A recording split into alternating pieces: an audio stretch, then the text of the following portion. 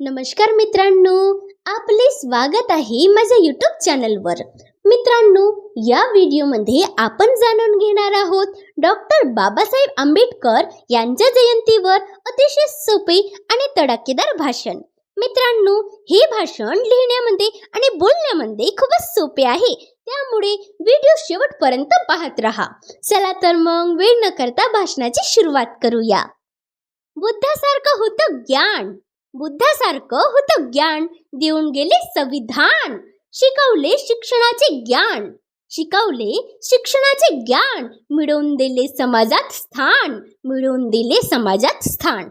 मित्रांनो, भारताच्या पावनभूमीवर अनेक महापुरुषांनी जन्म घेऊन देशासाठी व समाजासाठी अहोरात्र कार्य करून सामाजिक बांधिलकी व राष्ट्रनिष्ठा जोपासली आहे. ज्यांच्या सेवेचा वारसा आजही देशवासियांसाठी आदर्श, मार्गदर्शक व दिशादर्शक ठरलेला आहे.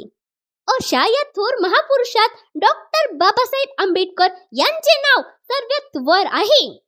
मित्रांनो, डॉक्टर बाबासाहेब आंबेडकर सत्याच्या मार्गावर चालणारे खरे मार्गदर्शक होते.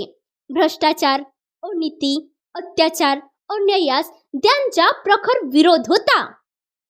जातीभेदाच्या ते विरोधात होते. जातीभेद म्हणजे समाजाला लागली कीड ते मानत असतं. ही सामाजिक कीड नष्ट केल्याशिवाय समाज एकसंध होणार नाही असे त्यांचे मत होते. डॉक्टर बाबासाहेब आंबेडकर म्हणजे तळागाळातील लोकांना बौद्धिक व सामाजिक गुलामगिरीतून मुक्त करून त्यांना संघर्षाचा मंत्र देणारे एक पथप्रदर्शक होते. उच्च वर्णीयांकडून वर्षानुवर्ष होणाऱ्या पिळवणुकीने दलित समाज भरडला जात होता. अशा या निद्रिष्ट समाजाला जागृत करण्याचे अवघड कार्य डॉक्टर बाबासाहेब आंबेडकरांनी केले.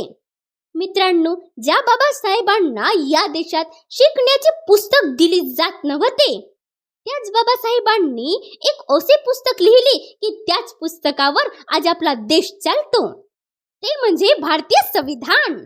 मित्रांनो, 26 नोव्हेंबर म्हणजे भारतीय इतिहासातील सोनेरी दिवस. कारण याच दिवशी जो समाज जातीयतेच्या विळख्यात अडकलेला होता, अज्ञानाच्या अंधारात खितपत पडलेला होता, गुलामगिरीच्या बंधनात जखडलेला होता, जो समाज अस्पृश्य म्हणून हिणवला जात होता, त्या समाजातील एक व्यक्ती भारतीय राज्यघटनेची शिल्पकार ठरली. डॉक्टर बाबासाहेब आंबेडकरांनी 2 वर्षे 11 महिने 18 दिवस रात्रीचा दिवस करून भारतीय राज्यघटना त्यांनी भारत देशाच्या स्वाधीन केली. अशा विश्ववंदनीय ज्ञानसूर्यास शत नमन करून मी माझ्या भाषणास पूर्णविराम देतो. जय हिंद, जय भारत, जय भीम. मित्रांनो, मी आशा करते तुम्हाला हा भाषण आवडला असेल तर आमच्या चॅनलला नक्की सबस्क्राईब करा, कारण अशाच प्रकारचे नवे भाषण आणि निबंध आणि स्टडी कंटेंट मी तुम्हाला या चॅनलवर देत राहील. Thanks for watching.